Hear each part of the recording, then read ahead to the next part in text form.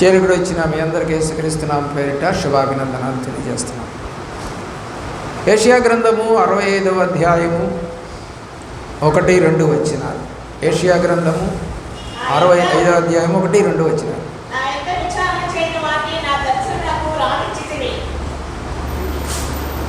నన్ను అది చాలు నన్ను వెతకని వారికి దొరికి తిని. ఎవరు దొరికారు? యేసు ప్రభు వారు దొరికారు. ఏమండి, మనమేమన్నా ఎతికామా? ఆయనే ఈ లోకానికి వచ్చి నేను తండ్రి వద్ద నుంచి వచ్చానని ఆయనే చెప్పుకొని మనల్ని వెతుక్కుంటూ వచ్చాడు. లూకాసు వార్త 19వ అధ్యాయంలో 9-10 వచనాల్లో జక్కయ్యను వెతుక్కుంటూ పోయాడు ప్రభువారు. జక్కయ్య వెతుక్కుంటూ పోలా, ఆ ఊరికి వెళ్ళాడు ప్రభువారు. కావాలనే జక్కయ్యను రక్షించాలనే వెళ్ళారు. వెళ్ళి అతని యొక్క పాపమును కడుక్కునేటట్టుగా దేవుడు చేశాడు. నేను ఎవరి దగ్గర అయితే అన్యాయంగా తీసుకున్నానో వారికి తిరిగి ఇచ్చేస్తాను అన్నాడు. ఇదిగో ఈ ఇంటికి రక్షణ వచ్చింది అని ప్రభువారు చెప్పారు. నశించిన దాన్ని వెతికి రక్షించడానికి యేసుక్రీస్తు వారు ఈ లోకానికి వచ్చారని ఆ మాటల్లో మనకి కనపడుతూ ఉంది. చూడండి, రోమాపత్రిక 10వ అధ్యాయము 20వ వచనం. రోమాపత్రిక 10వ అధ్యాయము 20వ వచనం. చూడండి, మళ్ళా రోమాపత్రికలో మనకు కనపడుతూ ఉంది, నేను వెతకని వారికి నేను దొరికి తిని. అసలు నేనంటే కూడా ఎవరో తెలుసుకోకుండా విచారించిన వాళ్ళకి ప్రత్యక్షమై తిని. పౌలుకి ప్రత్యక్షమయ్యాడు దేవుడు, అబ్రహాంకి ప్రత్యక్షమయ్యాడు దేవుడు, మోషేకి ప్రత్యక్షమయ్యాడు, నోహకు ప్రత్యక్షమయ్యాడు, ఇస్సాక్కి, యాకోబుకి, యోసేపుకి, ఎఫ్రాయిముకి, యెహోషువాకి, ఎంతమందికో ప్రత్యక్షమయ్యారు ప్రభువారు. చనిపోయి తిరిగి లేచిన తర్వాత కూడా చాలామందికి ప్రత్యక్షమయ్యారు. కీర్తన గ్రంథము 14వ అధ్యాయము 2వ వచనం. కీర్తన గ్రంథము 14వ అధ్యాయము 2వ వచనం.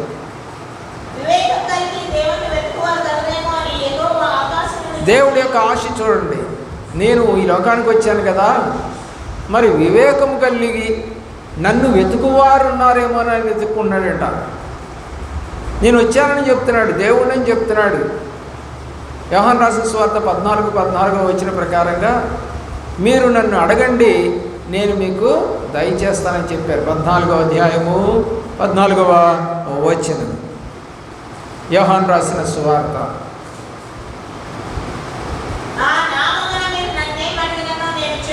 దేవుడు అంటున్నాడు, మీరు అడగండి నేను చేస్తాను. మీరు నన్ను వెతకలేదు, నేను మీకు ప్రత్యక్షమయ్యాను.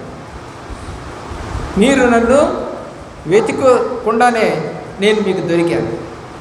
యెషయా గ్రంథంలోనే అంటాడు, యెహోవా దొరుకు కాలములో ఆయనను వెతుకుడి అని వ్రాశాను.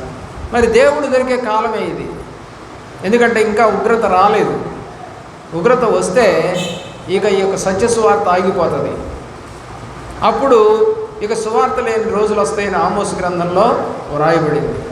ఈ యొక్క సముద్రం నుండి ఆ సముద్రం వరకు పరిగెడతారు, కానీ వాళ్ళకి ఏం దొరకదంట? వాక్యము దొరకదు. ఆ రోజు రాలా, ఇంకా వాక్యం దొరికే రోజుల్లో ఉన్నాం మనం. అంటే ప్రభువారు నీకు దగ్గరగా వచ్చి మాట్లాడుతూ ఉన్నాడు. దేవుని యొక్క ప్రేమలో నిర్గమాకాండం 3వ అధ్యాయంలో 1వ వచనం నుండి 5వ వచనం దాకా దేవుడు మోషే దగ్గరికి వచ్చాడు. మోషే దేవుడి దగ్గరికి వెళ్ళలేదు. దేవుడే మోషే దగ్గరికి వచ్చి, ఇదిగో ఇశ్రాయేలు ప్రజలను నేను రక్షించడానికి, వాళ్ళని ఐగుప్తులో నుంచి బయటకు తీసుకురావడానికి నేను దిగి వచ్చి ఉన్నాను అని చెప్పి రాశారు. 3వ అధ్యాయం చదవండి, 1-2 వచనాలు.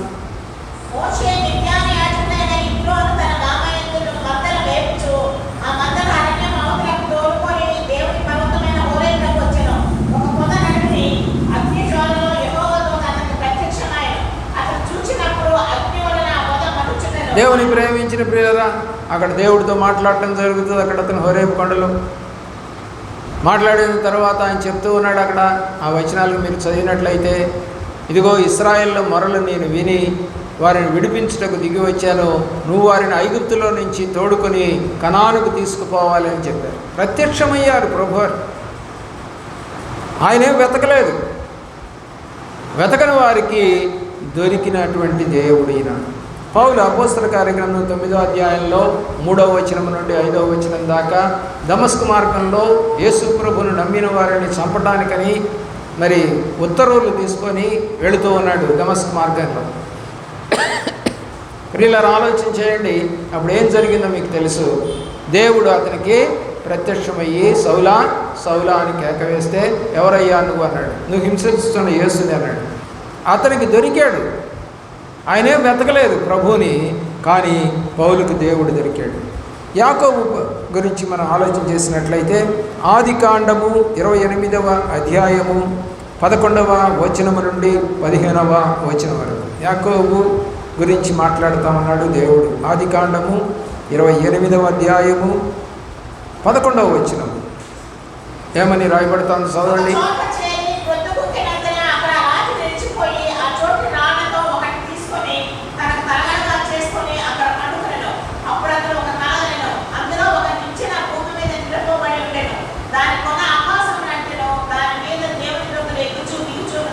దేవునితో మాట్లాడుతూ ఉన్నారు. ఒక కల కన్నాడు. అక్కడ మేలుకొన్న తర్వాత ఏం చేశాడంటే, అక్కడ దేవుని ప్రేమించిన పిల్లరా ఒక రాయిని తీసుకొని ఒక నూనె ఎప్పుడు కూడా ప్రయాణంలో పాతవాళ్ళు నూనె నీళ్లు ఈ రెండు పెట్టుకుంటారు. ఎందుకంటే నూనె స్వస్థపరచడానికి గుర్తు. ఎవరికైనా గాయం అయితే కడిగి నూనె పూస్తే స్వస్థత వచ్చేది. మంచి సమరయుడు చేసిన పని కూడా అదే. ప్రియులారా, ఆలోచించేయండి. ఇప్పుడు ఏం చేశాడంటే ఆ రాయిని, తలగడగా పెట్టుకున్న రాయిని అక్కడే స్థాపించి ఇది దేవుని మందిరము బేతేలు. ఏమని పేరు పెట్టాడు? బేతేలు. బేతేలు అంటే ఇది దేవుని మందిరం. కాబట్టి ఆ పేరు పెట్టి ఆ రాయిని ప్రతిష్ఠ చేసినట్టుగా మనము బైబిల్లో చదువుతాము. అలాగే శిష్యులకు కూడా దేవుడు దొరికాడండి. మత్తయి సువార్త 4వ అధ్యాయం 18వ వచనం, 4వ అధ్యాయము 18వ వచనం.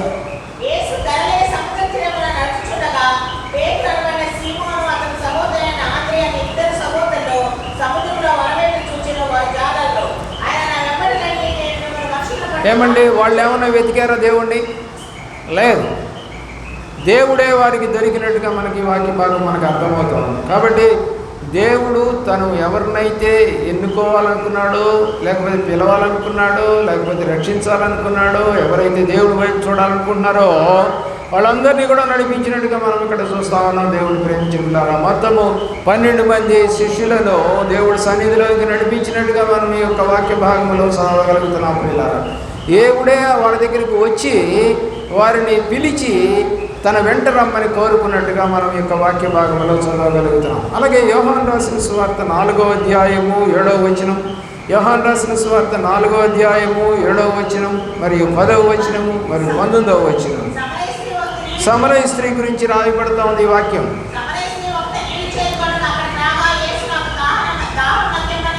చూడండి, ఆమె ఏమన్నా వెతికిందా దేవుణ్ణి? లేదు. దేవుడే ఆమెకి దొరికాడు. ఆయనే వెతికాడు. ఈ అమ్మాయి ఇక్కడికి వస్తుంది, నీళ్లు పట్టుకోవడానికి వస్తుంది, ఈ సమయంలో మనం ఆ అమ్మాయితో మాట్లాడాలి, ఆ అమ్మాయిని రక్షించాలి, ఆ యొక్క సమరయ అనేటువంటి గ్రామాన్ని కూడా రక్షించాలి. చూడండి దేవుని యొక్క ప్రణాళిక. 10వ వచనం కూడా చదవండి.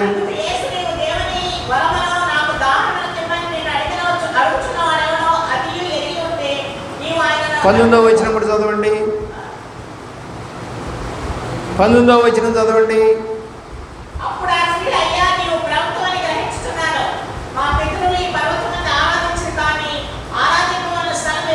దేవుని ప్రేమించిన పిల్లారా, వెతకనేటువంటివి సమరయ స్త్రీకి దేవుడు దొరికాడు.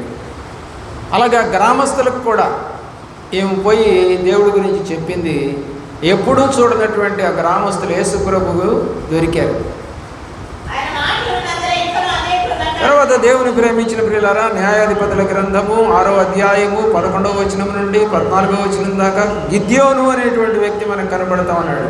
న్యాయాధిపతుల గ్రంథము 6వ అధ్యాయము 11వ వచనం నుండి 14వ వచనం దాకా. త్వరగా తెరవండి.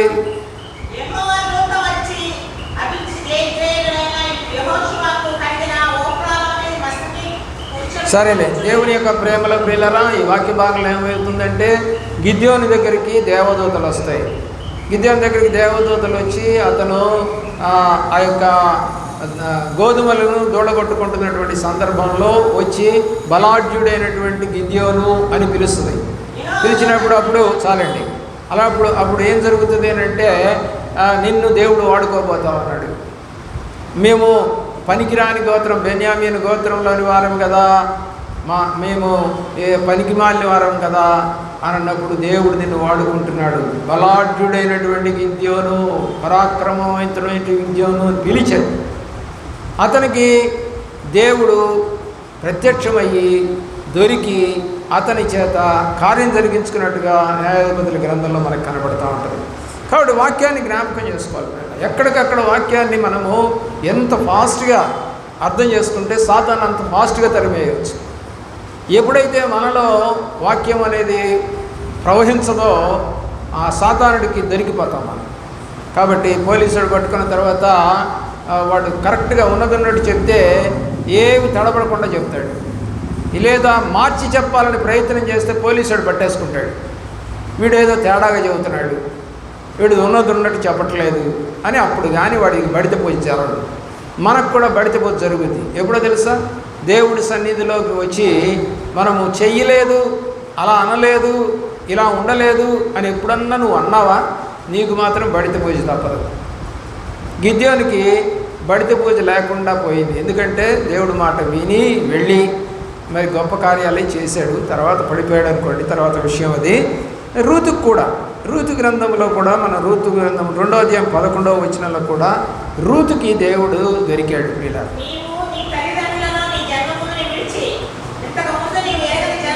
సరే మాటలు అయితే మీరు చదవండి. దాంట్లో ఏముంటుందంటే అత్తతో ఎక్కడికి వెళ్తుంది? ఇప్పుడు యూదా దేశానికి వెళ్తుంది. యూదా అంటే స్తుతి. ఆమె ఎక్కడ ఉందండి? మోయాబు దేశంలో. మోయాబు అంటే విగ్రహారాధికుల దేశంలో ఉన్నటువంటి రూతు భర్త చనిపోతే అత్తతో కలిసి ఎక్కడికి వెళ్తుందండి? నేను మా ఊర్లో ఉంటానులే అని అనకుండా అత్తతో కలిసి స్తుతించే దేశానికి వచ్చింది. ఎవరు దొరికారు ఇప్పుడు అక్కడ? బోయజ్ దొరికాడు. బోయజ్ అంటే యేసుక్రీస్తుతో సమానం. రూతు అంటే సంఘంతో సమానం. దేవుని ప్రేమిస్తున్నటువంటి ప్రియ బిడ్డలారా, 38 ఏళ్ల వానికి కూడా దేవుడు దొరికాడు. యోహాను రాసిన సువార్త 5వ అధ్యాయము 5వ వచనం. యోహాను రాసిన సువార్త 5వ అధ్యాయము 5వ వచనం. ఇక్కడ 38 సంవత్సరముల నుండి అనారోగ్యంతో బాధపడుతున్నటువంటి ఒక వ్యక్తి అక్కడ పడి ఉన్నాడు.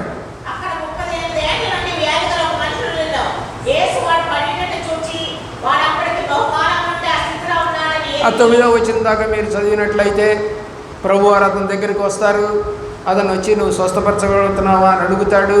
అయ్యా నన్ను నీళ్ళల్లో ఎవరు దింపుతారయ్యా అని అంటాడు. అప్పుడు దేవుడు అతన్ని ముట్టి స్వస్థపరుస్తాడు. అతను ఏమైనా వెతికాడా దేవుణ్ణి? లేదు. దేవుడే అతన్ని వెతుక్కుంటూ వచ్చాడు. అందుకనే మూలవాక్యం ఏంటండి? వెతకని వారికి నేను దొరికితే. ఎంత గొప్ప దేవుడు! ఆలోచించేయండి పిల్లరా, ఆలోచన చేయవలసింది కోరుతున్నాను. నాయను ఊరివానికి అంటే చచ్చిపోయినటువంటి ఆయన కూతురికి దొరికాడు పిల్లరా. లూకాసు వార్త 7వ అధ్యాయము 11వ వచనం నుండి 15వ వచనం. లూకాసు వార్త 7వ అధ్యాయము 11వ వచనం నుండి 15.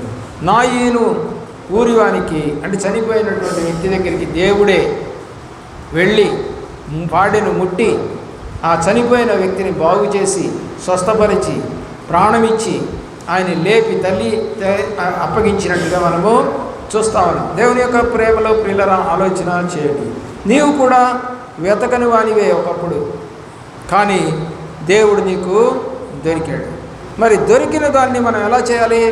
గట్టిగా పట్టుకోవాలి, గట్టిగా పట్టుకొని ఉండాలి, కానీ జార విడవకూడదు. గుడ్డివానికి దేవుడు దొరికాడు, జారైపోకుండా పట్టుకున్నాడు, వాడి కళ్ళు తెరవబడ్డాయి, వాడికి దొరికాడు. మార్క్స్ వార్త 8వ అధ్యాయం 22 నుంచి 25 వరకు, ద్వితీయోపదేశకాండం 4వ అధ్యాయం 29వ వచనం. యాకోబు దూత దొరికినప్పుడు గట్టిగా పట్టుకున్నాడు. యాకోబు దూత దొరికినప్పుడు ఏం చేశాడండి? గట్టిగా పట్టుకున్నాడు. ఆదికాండం 32వ అధ్యాయము 24వ వచనం నుండి 28వ వచనం దాకా మనం చూస్తే ఎబ్బోకు రేవులో మరి ఆ యొక్క దేవదూత వచ్చినప్పుడు అతను ఆ యొక్క కాలును పట్టుకొని విడవలేదు. పోనీ ఏమైనా యాకోబు వెతికాడు అక్కడ? లేదు. దేవుడే యాకోబు దగ్గరికి వచ్చాడు, మాట్లాడాడు. మాట్లాడినప్పుడు అతను ఆ రాత్రంతా కూడా తన పాపమును ఒప్పుకుంటూ మరి ఆయన్ని ఆశీర్వదించమని కోరాడు అని మనకి బైబిల్లో స్పష్టంగా అర్థమవుతుంది. అలాగే 2 దినవృత్తాంతాల గ్రంథం 15వ అధ్యాయం 4వ వచనంలో వెతికితే దొరుకుతాను, ప్రత్యక్షమవుతానని దేవుడు చెప్పాడు. మీరు వెతికితే నన్ను, నేను నీకు ప్రత్యక్షమవుతాను. 15వ వచనంలో కూడా మనకు ఆ మాటలు కనపడతాయి. యెషయా గ్రంథము 55:6లో కూడా ఏమని చెప్తుందంటే, వెతికితే దొరుకుతాడు, నన్ను వెతుకు వారికి నేను దొరుకుతాను. మత్తయి సువార్త 7వ అధ్యాయం 8వ వచనంలో కూడా ఇదే మాటలు మనకు కనపడతాయి. మరి లూకా సువార్త 19:10లో మరి జక్కయ్యకి దేవుడు దొరికాడు, మరి ఆయన వెతకలేదు కానీ అతన్ని రక్షించినట్టుగా మనం చూస్తాం. ఈ రోజుల్లో దేవుని వెతకాలని ఆశ లేదు పిల్లలు. ఏదో కాసేపు కూర్చొని పోదాం, విందాం, లేకపోతే లేదు 2 మాటలు పాస్టర్ గారు చెప్తారు, వెళ్ళిపోతారు. ఒక సినిమా స్టైల్లో లేకపోతే ఒక సీరియల్లో చూసినట్టుగా ఈరోజు సంఘానికి వచ్చి చూసి ఆత్మ సంబంధమైన కార్యములు చూడకుండా వెళ్ళిపోతున్నటువంటి సంఘస్థులు, విశ్వాసులు ఎంతోమంది ఉన్నారు. ఎందుకు ఇలా మారిపోయారు? ప్రార్థన లేకుండా పోతూ ఉంది, మొరలు లేకుండా పోతుంది, మారు మనసు రాకుండా పోతూ ఉంది. ఏమండి, మంచిగా దేవుడి వైపు చూడాలని లేదు, వాక్యం చదవరు, మొరపెట్టరు. తమ పిల్లల కొరకు, భర్త కొరకు, భార్య కొరకు, గ్రామం కొరకు, చుట్టుపక్కల వారి కొరకు, పంటల కొరకు, ఏమండి దేవుని కొరకు మొరపెడితే నేను వారికి ప్రత్యక్షమవుతానని దేవుడు సెలవిస్తాను. ఇర్మీయా గ్రంథం చూడండి, 1వ అధ్యాయము 4వ వచనం చదువు. ఇర్మీయా గ్రంథము 1వ అధ్యాయము 4వ వచనం. యెహోవా నాకు ప్రత్యక్షమై. దేవుడు ఇర్మీయా ఏమన్నా వెతికాడా? లేదు, దేవుడే ఇర్మీయాకు ప్రత్యక్షమయ్యి చెప్తూ ఉన్నాడు, ఓరి ఇర్మీయా, నువ్వు పుట్టకముందే నేను నిన్ను ఏర్పాటు చేసుకున్నానయ్యా, కాబట్టి నువ్వేం భయపడొద్దు, దిగులు పడొద్దు, వాళ్ళ దగ్గరికి వెళ్ళి వాక్యం చెప్పు అన్నాడు. చదవండి.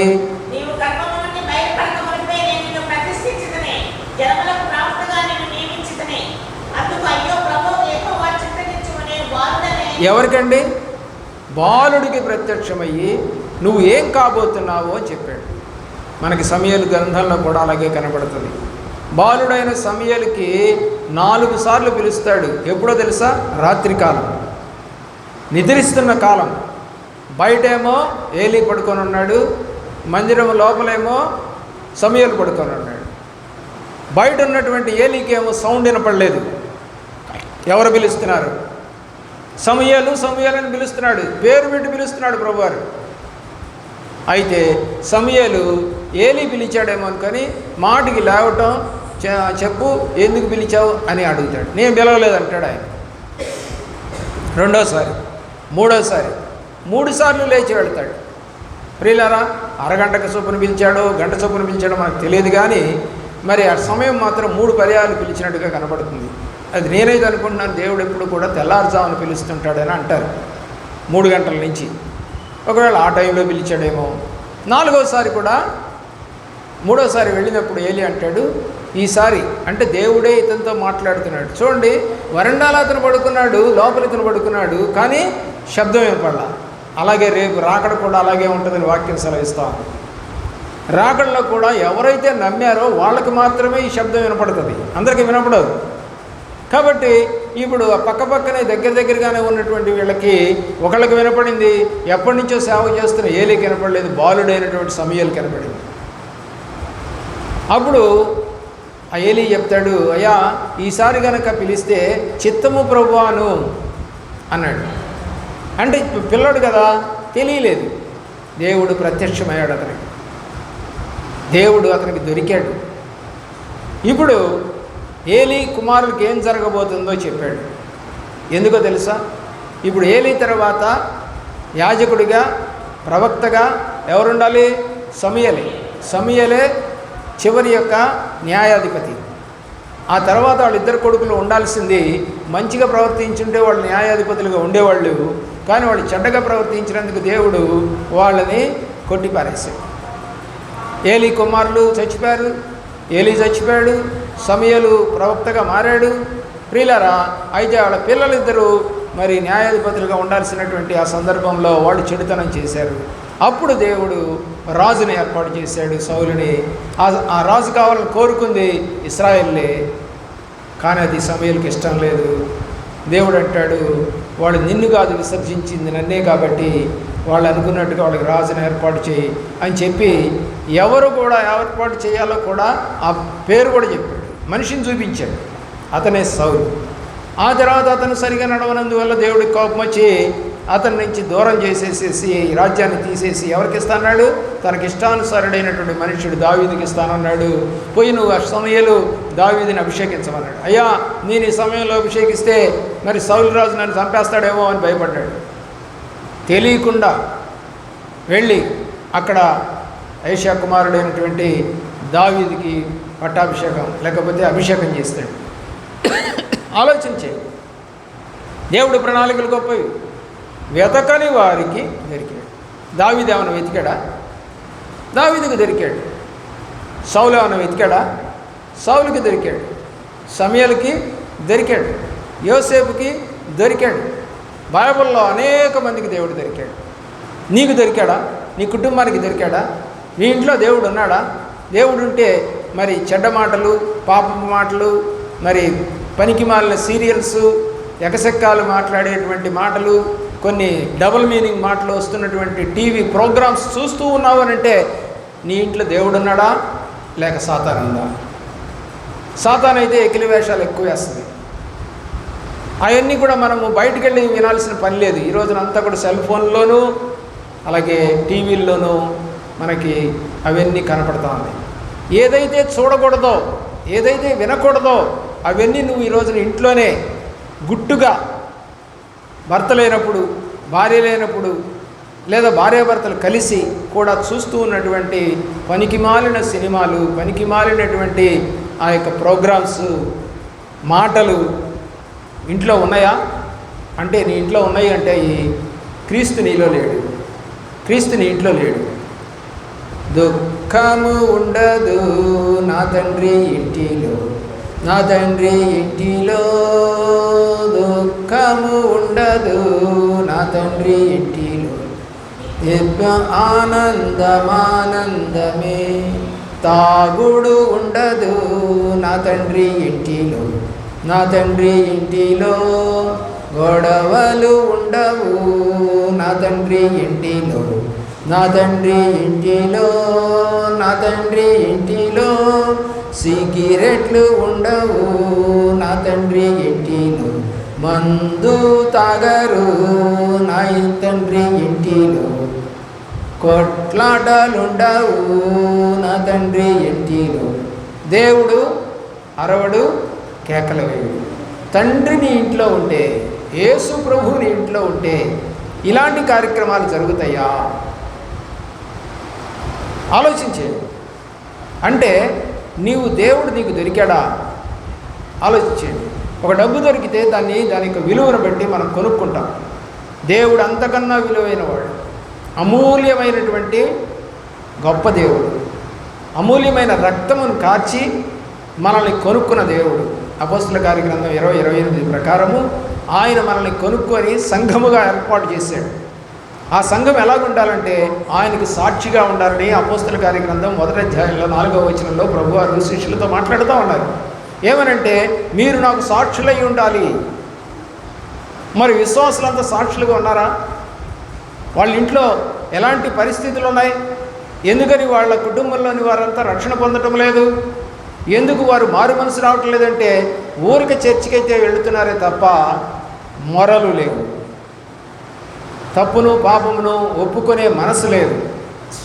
మరి రక్షకుడు ఉదయించినాడని పాటలు పాడుతున్నావు, చర్చికి వెళ్తున్నావు, క్రిస్మస్ అంటున్నావు, కొత్త గుడ్డలు వేసుకుంటున్నావు, అప్పాలు చేసుకుంటున్నావు, పలావులు చేసుకుంటున్నావు, మంచిదే. అయితే నీ కుటుంబం అంతా కూడా నిజంగా క్రిస్మస్ చేసుకోవడానికి సన్నిధికి వెళుతుందా? వెళ్ళగలదా? కనీసం ఈ 2024వ సంవత్సరం చివరి దినాలలో డిసెంబర్ మాసంలో ఉన్నాం. ఈ మాసంలో క్రిస్మస్కి నీ యొక్క కుటుంబం అంతా కూడా దేవుడి సన్నిధిలో కనబడుతుందా? అలాంటి ఆలోచన ఏమైనా చేసావా? అలాంటి మొర ఏమైనా పెడుతున్నావా? ఒక రోగం వస్తే డాక్టర్ దగ్గరికి వెళ్ళి అయ్యా బాగు చేయి, నువ్వే దేవుడు అని బతిమలాడుకుంటావే. అయ్యా నా మనసు చెడిపోయింది, నన్ను బాగు చేయమని దేవుడిని అడగవా?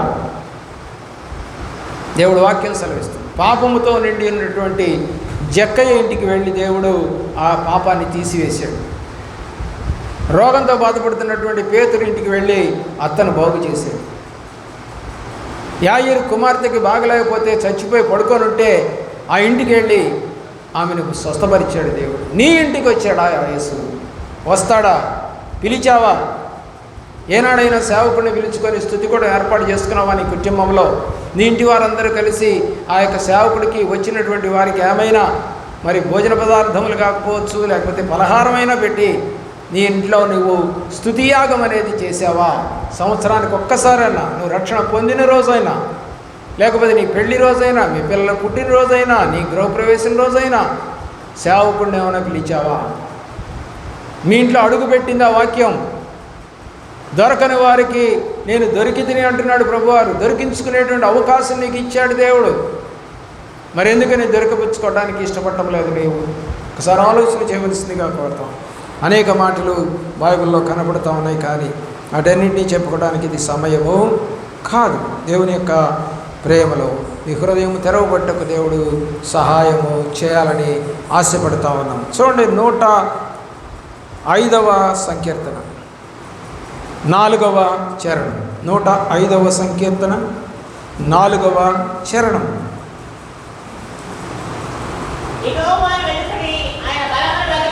ఏం చేయాలి? దేవుణ్ణి వెతకమని చెప్పిందా లేదా?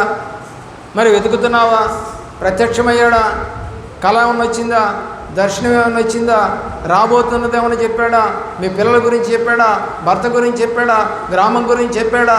జరగబోతున్నటువంటి ఇన్సిడెంట్ ఏం జరగబోతుందో ఏమైనా చెప్పాడా? ఈరోజున చాలామంది సేవకులు మాకు ప్రవచన వరం ఉందని చెప్పుకునేటువంటి సేవకులు ఎంతోమంది ఉన్నారు. ప్రియులారా, నేనేమని తప్పు పట్టడం లేదు, కానీ ఏ తుఫాను ఎప్పుడు వస్తుందో, ఏ యొక్క పట్టణం మీదకి ఎలాంటి పెళ్ళున వర్షం దిగొస్తుందో, వరదలు దిగొస్తున్నాయో చెప్పగలరా? ఏ చెట్టు పడిపోయి ఏ ఇంటి మీద పడుతుందో, ఏ మనిషి మీద పడుతుందో చెప్పగలరా?